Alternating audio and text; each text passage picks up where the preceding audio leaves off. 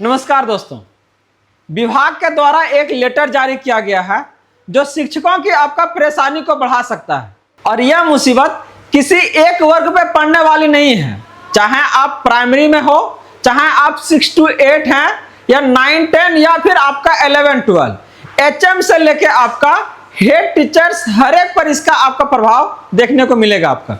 तो सवाल यह है, क्या सच में वो इसके लिए जिम्मेदार है और क्यों? आखिर हर बार सरकार के द्वारा कुछ आपका नोटिस आता है तो इसका जो असर है आपका हर एक वर्ग के शिक्षकों पर आपका देखा जाता है।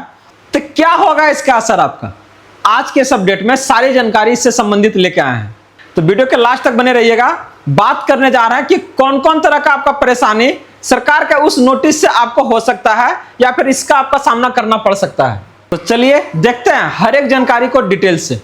तो आगे बढ़ने से पहले इस वीडियो को आप लोग लाइक कर दीजिएगा और जितने भी आपका शिक्षक भाई बंधु हैं सभी के बीच से ज्यादा शेयर कर दीजिएगा ताकि ये सारी जानकारी उन तक आसानी से प्राप्त हो सके। और अगर आप इस चैनल पे फर्स्ट टाइम है तो इसे आप लोग जरूर सब्सक्राइब कर लीजिएगा, क्योंकि शिक्षा से जुड़े हर एक उस अपडेट को हम आपके तक लेके आते हैं।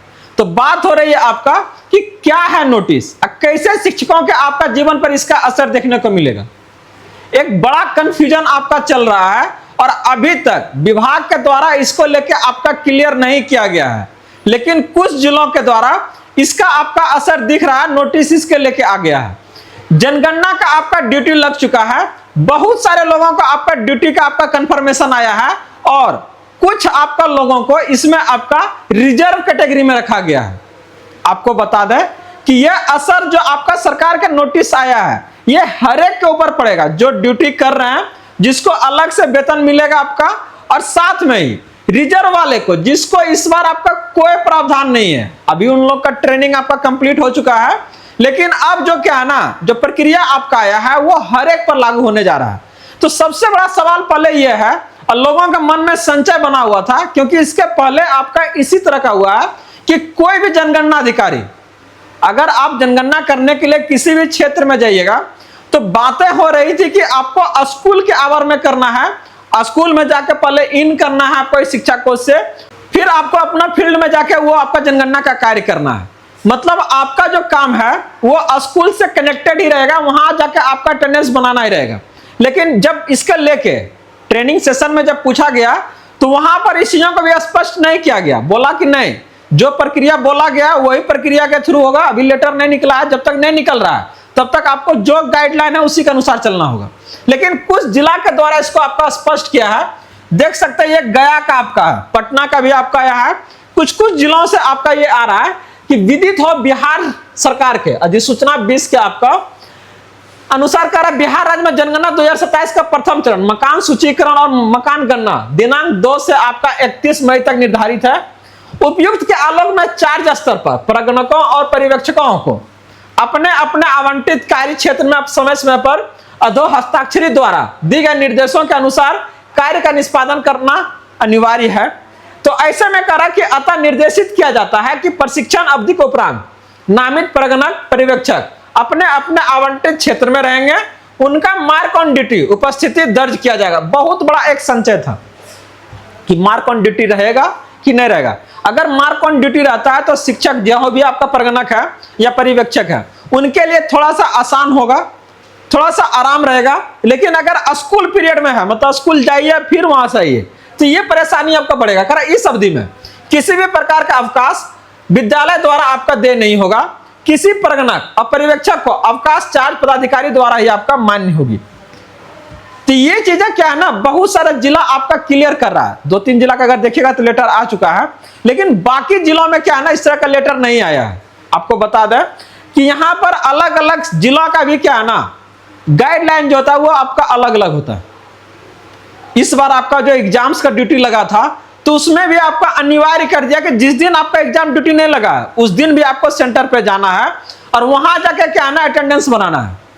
तो ये परेशानी इस बार था और ये सब जिला में आपको लागू नहीं था, कुछ जिला में था। तो अब ये आपका हर एक जिला में क्या रहेगा, ये तो आप एक जिला का देख रहे हैं। कुछ और इससे संबंधित आपका अपडेट है जो इसको आपका पुष्टि करता है कि हर एक शिक्षकों के लिए, चाहे वो उसका जिला से या नोटिस जारी हुआ है चाहे नहीं हुआ है, सभी को लिए आपका यह गाइडलाइन और शिक्षा विभाग का निर्देश कह रहा है। देखिए क्या कह रहा है, ये कह रहा है कि शिक्षा विभाग का निर्देश है कि शिक्षक तय इलाकों में अपनी तस्वीर इस शिक्षा कोष पोर्टल पर डालेंगे। मार्क ऑन ड्यूटी के तहत क्या है ना, दर्ज होगी अटेंडेंस। सब जिला इसमें नहीं किया है और ये जानता है एक बहुत बड़ा अपडेट्स है, बहुत ज्यादा क्या है संचय बना हुआ है शिक्षकों को इसको लेके। और अगर आप लोग चाहते हैं कि ये अपडेट्स आपको मिलते रहे तो आप लोग जीएस लर्निंग का टेलीग्राम चैनल है, उससे आप लोग जुड़ जाइएगा।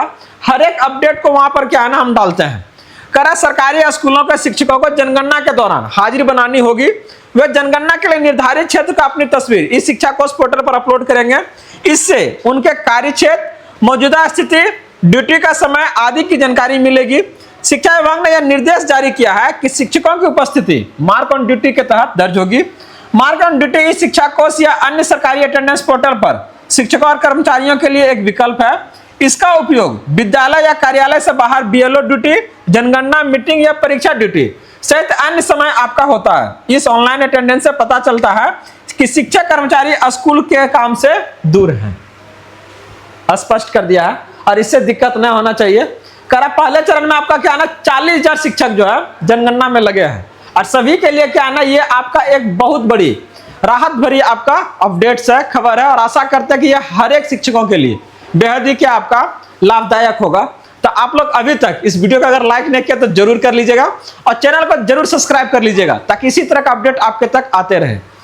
आगे अगर हम लोग बात करते हैं इसको लेके तो सारा जानकारी कर रहा है क्यों जरूरत पड़ा इसका और इससे क्या फायदा होगा। अगर फायदा के बारे में बात करते हैं, मार्क ऑन ड्यूटी से शिक्षकों का वास्तविक स्थिति के बारे में सही जानकारी मिलेगी। विभाग को पता चलेगा कि शिक्षक मौजूदा समय में क्या काम कर रहे हैं, कितना काम खत्म हो चुका है और कितना काम बचा है। इसकी भी जानकारी मिलेगी कि स्कूलों में शिक्षकों की कमी के दौरान क्या उपस्थिति है। इसकी रिपोर्ट आपका तैयार होने में क्या आपका आसानी होगी। और यहां तक ट्रेनिंग सेशन में यह भी स्पष्ट किया था कि इनकेस आपका एचएम जो है या प्रभारी है थोड़ा सा बनने का कोशिश कर रहा है या तो फिर कह रहा है कि नहीं आपको पहले स्कूल का काम करना होकर बाद वहां जाना है, तो कह रहा था कि इसका रिपोर्ट कर दीजिएगा। ना होगा तो लास्ट में उनका भी क्या ना ड्यूटी लगवा दिया जाएगा परगणक में, ठीक ना। तो इस बात का श्योर कीजिएगा कि ये सारी जानकारी आपका है, ये परगणक और आपका पर्यवेक्षक को लेकर है, जिनका आपका अटेंडेंस को लेकर क्या ना एक बड़ा आपका संचय बना हुआ था। तो इससे संबंधित हर एक जानकारी को हम आपके तक लेके आए ताकि आपको ज्यादा परेशानी का सामना ना करना पड़े। तो जुड़े रहिए आप लोग इसी तरह से ढेर सारा अपडेट के लिए। जीएस इनोवेशन सेंटर के साथ में मिलते हैं अगले अपडेट के साथ जल्दी। जय हिंद।